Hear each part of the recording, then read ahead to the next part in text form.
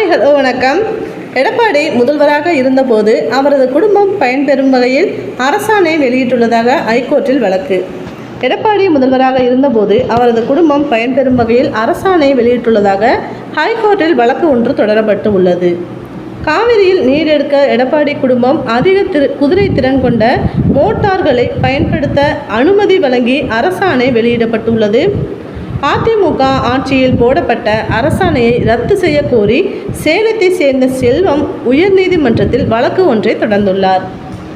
காவிரியில் நீர் எடுக்கிறதுக்காக எடப்பாடி குடும்பம் மட்டும் ரொம்ப அதிக குதிரை திறன் கொண்ட மோட்டார்களை பயன்படுத்தி காவிரி நீரை உறிஞ்சிக்கிறாங்க.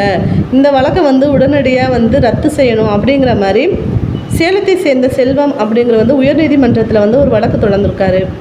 இந்த மாதிரி அரசியல் தலைவர்கள் மற்றும் அரசியலை பற்றி உடனுக்குடன் அப்டேட் உங்களுக்கு தெரிஞ்சுக்கணும் அப்படின்னா நம்மளோட சேனலை தொடர்ந்து வாட்ச் பண்ணுங்கள், சப்ஸ்கிரைப் பண்ணுங்கள். தேங்க்யூ.